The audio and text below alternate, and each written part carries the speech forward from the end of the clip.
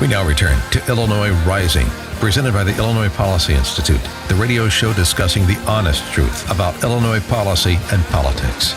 Here's AM 560's Dan Proft.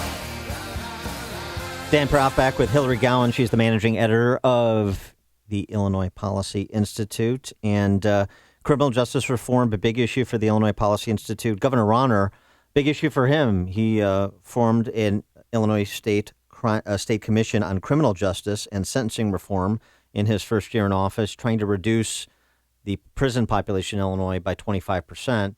And if you're going to do that, you need to work with law enforcement and think perhaps about maybe creative things to do to help nonviolent offenders get on a path to being productive citizens. And this is an initiative the Illinois Policy Institute is pursuing as well. Right. So a lot of the numbers here show that what we're doing now is just basically us banging our heads against a wall. So we know that nearly half of ex-offenders who serve their sentence and leave a prison will end up back behind bars within 3 years. On the contrary, if a person is employed within a year of being released, they're only 16% likely to go back behind bars. So something's got to change. These aren't just numbers. These are real people's lives. We're losing human capital, and we're spending a lot of money in the process, and it's just not working. Yeah, I mean, it seems like you're right. You need to have people that have a stake in society. They're less likely to commit a crime if they've got a stake in society. And so the balancing of you got to punish people who break the law. You got to keep the rest of society safe from criminal predators. But needs to be some ability for the system to make judgment calls about somebody committed an offense, and mostly nonviolent offenses, I'd suggest, and they pay their debt, and they get it, and they made a mistake, and they're unlikely to make that mistake again. How do we reintegrate them in society in a way where they can be productive? Well, one of the biggest problems is that even when a person's rehabilitated and they serve their time and they do their time and they get out, we're telling them no to meaningful work. They're not able to find jobs that allow them to support themselves and their families. And that's the biggest problem. If you can't find work, all of a sudden it's a lot easier to go back to what you know. And that might land you back behind bars. You put them back in the desperate straits that maybe incentivize them to make a bad choice in the first place. And it's not hard to understand.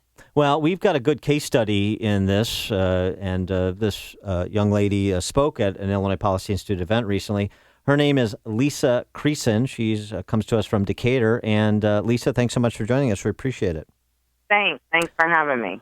Well, so on this issue of criminal justice reform and helping people make a mistake, reintegrate into society so they don't make those same mistakes again, you have a particularly compelling story to tell. Why don't you tell us your story about making a bad choice when you were a young woman and then getting back to making good choices?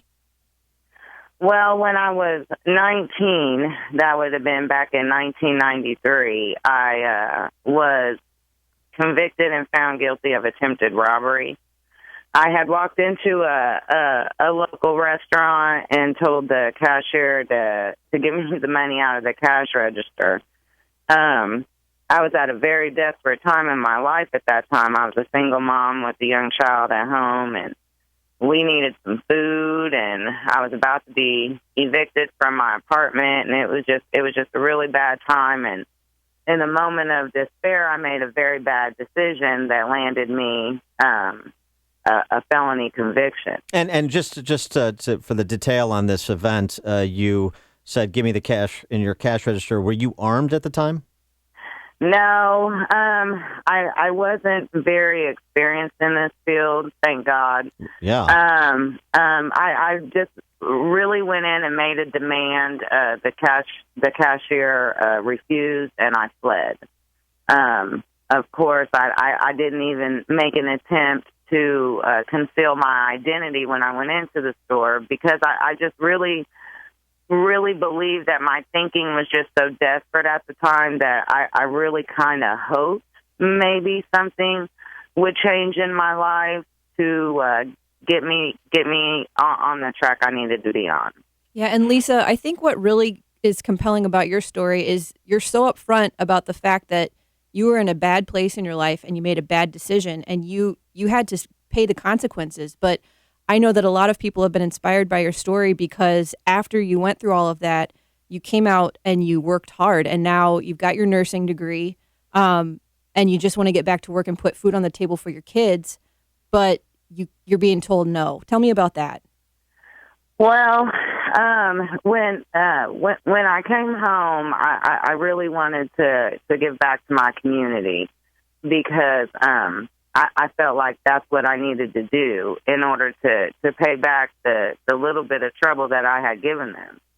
So, of course, I started working with at-risk teens and doing things within the community to reduce violence. But then I went to school so that I could be able to invest in my children's future as far as their college, their stability. And I as you said, I graduated, and I paid the fee to take my state licensing test, and I received a not so nice letter back that said that I was permanently barred from taking the licensure test due to a 22-year-old felony conviction that I just spoke of. And just to be clear, you did serve time in prison, right, for the offense? I did. I was sentenced to 3 years, and I served 1 year in prison and then was released to the work release in Decatur, Illinois, and I successfully completed that program and discharged from there. And then the subsequent 2 decades prior to wanting to sit for your nursing exam, no incidents with the law, just taking care of your family? Actually, I had an incident in 1999 with a traffic situation where I claimed responsibility for driving a vehicle that I actually was not driving. But other than that, no further incidents other than that. Well, and Lisa, I know that your story is, incredible, and it shows how frustrating this process can be. And what's even harder, probably for you and for a lot of people listening to hear, is that there are more than 110 of these occupations that the state licenses. So you have to get permission from the state to work in these fields, barbers, beauticians, all different kinds of careers. And people like you, Lisa, who maybe made a mistake, are being told no, now that even if you want to just be productive and get a job, you can't get this license to work. Well, see, the crazy thing in my situation and like others like me is, in fact, the state did tell us yes at one point in time. I was granted a waiver from the Illinois Department of Public Health that granted me permission to pursue the nursing field in 2005. But then lawmakers came back in 2011 with this new law that restricted licensure from forcible felonies, and they didn't allot any room for individuals like myself who had already went through the process and been granted a waiver. And so that now that's given rise. That's interesting. The state giveth and the state taketh away. Right. It's given rise to Senate Bill 42, which would allow ex-offenders like you the chance to petition the state, like you did the Department of Health back in 2005, to petition the agency that regulates these professions, as Hilary was describing, the chance to get a waiver, so that if you've proven that you're a contributing member of society and you would make a great nurse or whatever profession the state licenses, that you can get a waiver and pursue that. And that's correct, and that's why Senate Bill 42 is so important, because, I mean, without this bill, we're restricting, like you said earlier, hundreds of careers. I mean, from nursing to becoming a barber. I mean, it's ridiculous, the things that are restricted with this law. But it's been proven, it just makes more sense for Illinois, because it's been proven repeatedly through research, study after study after study, that if ex-offenders are fully employed with good, substantial employment, then they are less likely to reoffend. It just makes more sense to keep more people out here paying taxes, contributing to the economy, instead of taking more tax money away from the taxpayers to warehouse people that don't necessarily need to be warehoused. They just needed an opportunity and didn't have one. Yeah, and Lisa, like you said, this is common sense. This isn't a Republican or Democrat issue.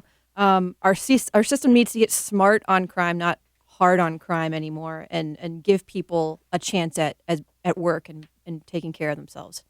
What being hard on crime has gotten us has becoming very cold-hearted to the families that are involved behind being hard on crime. I mean, everybody makes a mistake, whether it's a criminal mistake in life, whether it's a mistake with our value system in life, but everyone knows what it's like to make a mistake and regret that mistake. we have to remember how to have empathy for the next person and the family that they're bringing up if we want to make the state better, because the cycle has to stop somewhere. Speaking of a family, you mentioned you were a single mom when you committed that crime. What subsequently happened after you got out of prison with the child you had at the time and then subsequent children? How was your family? Well, my family's great. Thank you. I have a 16-year-old son and a 10-year-old son who are still at home. They're both on a roll. They participate in sports. My daughter is grown. She's a certified nursing assistant, and she currently attends college for dental hygienist.